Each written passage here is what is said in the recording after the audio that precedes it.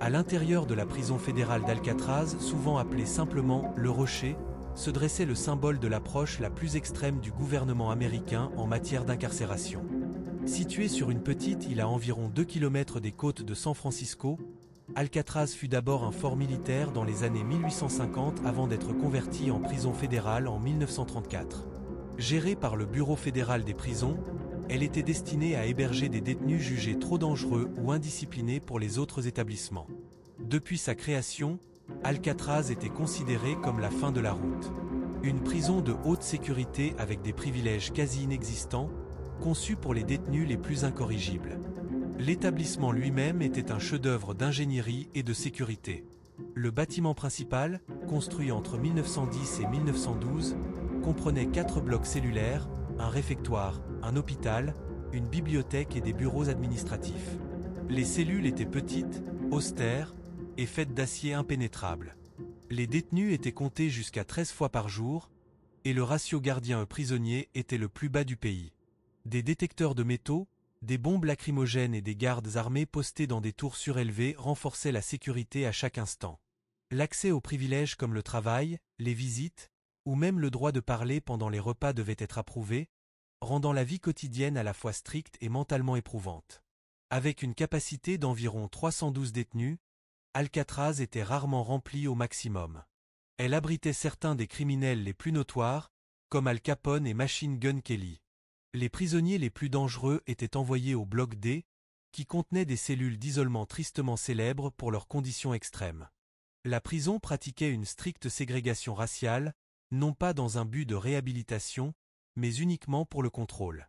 Pendant ses 29 années de fonctionnement, la prison a connu plusieurs améliorations, comme l'installation de clôtures électrifiées, de systèmes de verrouillage modernes et de renforcement de sécurité dans les années 1930 et 1940. Alcatraz a finalement fermé ses portes le 21 mars 1963, principalement à cause du coût élevé de son entretien et de la dégradation des bâtiments, due à la corrosion de l'air salin. Et pourtant, c'est ce héritage qui continue de captiver l'imaginaire collectif. Aujourd'hui, sous la gestion du National Park Service, Alcatraz est devenu un musée qui attire plus d'1 million de visiteurs par an. Les zones restaurées offrent un aperçu de ce qui était autrefois la prison la plus rigide des États-Unis, une forteresse où la ligne entre punition et survie devenait floue. Ses murs étaient solides, mais sa légende l'était encore plus, jusqu'à une nuit qui a tout changé. La légende du rocher inattaquable, Alcatraz, ne parle pas uniquement d'une prison. C'est un symbole. Située sur une île battue par les vents dans la baie de San Francisco, elle représentait l'ultime recours du système carcéral américain. Alcatraz n'était pas seulement un endroit pour purger une peine. C'était là où le système envoyait les détenus dont il ne voulait plus entendre parler. La conception de la prison, son isolement, et sa discipline rigide ont forgé une légende selon laquelle s'en échapper était non seulement impossible, mais impensable. Cette croyance n'était pas que du folklore, elle était confirmée par les chiffres. Pendant ces 29 ans de fonctionnement, il est important de se rappeler que ces hommes n'étaient pas innocents aux yeux de la loi. Ils étaient tous des criminels condamnés à de longues peines de prison pour des infractions graves.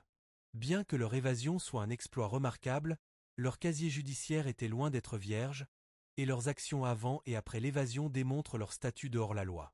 Frank Morris, le cerveau derrière l'évasion d'Alcatraz, avait un long passé criminel avant son incarcération dans cette prison fédérale tristement célèbre. Il avait été arrêté à l'origine pour braquage de banque, un crime pour lequel il avait été condamné à 10 ans de prison. Ses activités criminelles comprenaient le vol et le braquage à main armée, ce qui contribua à forger sa réputation de criminel endurci. Son comportement en prison révélait également un schéma clair de défiance et d'illégalité. Morris avait déjà tenté de s'évader de plusieurs établissements pénitentiaires, un facteur qui entraîna son transfert à Alcatraz, connu pour héberger les criminels les plus dangereux et les plus notoires. Son casier judiciaire dresse sans équivoque le portrait d'un homme qui a enfreint la loi à maintes reprises, et son évasion d'Alcatraz n'était qu'un chapitre de plus dans une vie de criminalité. De même, les frères Anglin, John et Clarence, étaient eux aussi loin d'être innocents. Comme Morris, ils avaient été condamnés pour des crimes graves, dont le braquage de banque et le vol à main armée.